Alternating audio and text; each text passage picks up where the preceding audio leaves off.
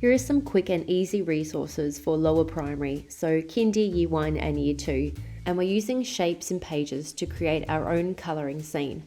So I'll explain this example, I'll show you some others, and then I'll show you how to put them together. This example is looking at the undergrowth. We've pulled out some different plants and some different insects and put them together and made them a little bit bigger so it looks like we're down in the undergrowth with the insects. So on here I've got some plants that I've made larger, a bit of grass, and the ants are walking on a palm tree that I've rotated around and moved to the bottom. I've then made the insects bigger and rotated them so they look like they're sitting on the leaves. Once you look in the shape menu, it's really up to your imagination the type of scene that you can create. I've got one here for an American type forest, some dinosaurs, a zoo, the Antarctic, an underwater scene, an easy farm scene, an outer space scene, and a camping scene. Now this one's a little bit harder because it has lots of different objects in it. You probably want to start students with a really easy one with just a few objects. So the one I showed you of the farm before is a really great starter activity, especially for kindy kids and Year 1. This one is really good to teach them some basic IT skills,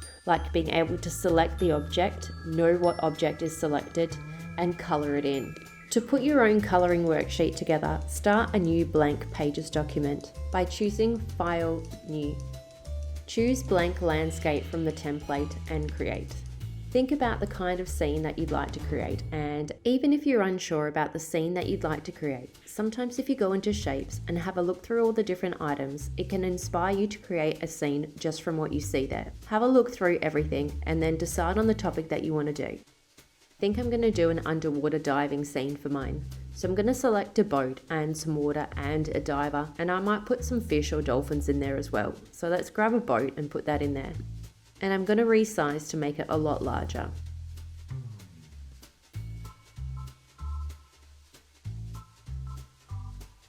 I'm going to search for the diver and use my format arrange and flip the diver around so it looks like he's swimming away from the boat. I'm going to copy and paste my diver, rotate, and I might make it a bit smaller. We're going to add in some water and some fish. So in my shape, I'm going to search for water and grab this water here.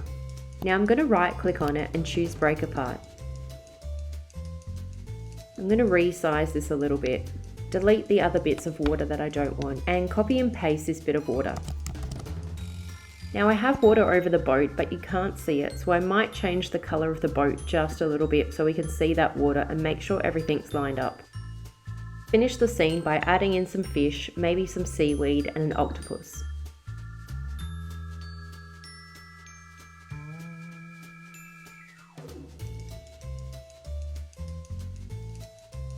I'm pretty happy with how my scene looks, so I've added in some fish, an octopus, a starfish, some seaweed and rocks.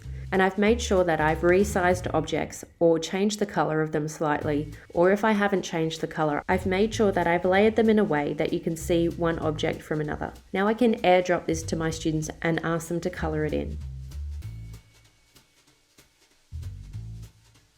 Now we can get students to colour in their worksheet. They need to tap on the individual shapes, tap on paintbrush, tap on style, and then they can colour in.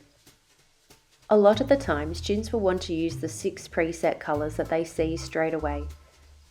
Sometimes it can take a little bit more time to teach them how to tap on fill, colour, and then choose from the rainbow palette. But once you show them once, they are really quick to learn and they'll know how to find their colour palette really quickly.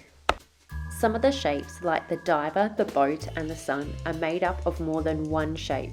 When students start colouring in the worksheet, they'll soon ask if they can colour in individual bits in different colours. So for example, they might want to colour in the flippers different or the helmet a different colour.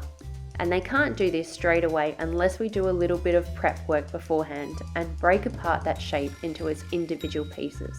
So how do we do that? Once you have selected your shape, tap on Arrange, then tap on Break Apart, and your shape will break apart into all its individual pieces. Students can then go through and tap on the individual pieces, tap on Paintbrush, tap on Style, tap on Fill, tap on Colour, and then colour in all the parts with individual colours instead of colouring in the whole shape one block colour. Here is my finished diving scene, and I've coloured in all the shapes in different colours. A really good idea at the end of this task is to get students to explain back to you why they've coloured in all the things in the colours that they have chosen. One way you can do this is to get them to hold their iPad up in front of them, and you can film their iPad while they explain the different parts to you. It's really good because you can see the different thought process that each of the students has. Some students will just explain that they coloured in a fish blue or a starfish orange or an octopus purple and give no other explanation. Other students might say that they coloured in a fish silver because they caught one on the weekend with their dad, and they're giving you some real life information back. So you can start to see a pattern of higher order thinking. Also, when they're in kindy and year 1 and year 2, sometimes they don't have the ICT skills yet to be able to use the media tool to record their own audio onto the page, or for them to access screen recording to explain what they did. It's also quite a fun activity to have that little conversation with your students about why they have made things a certain colour, and some of the explanations that you get back are quite amusing, and it really shows creativity of students.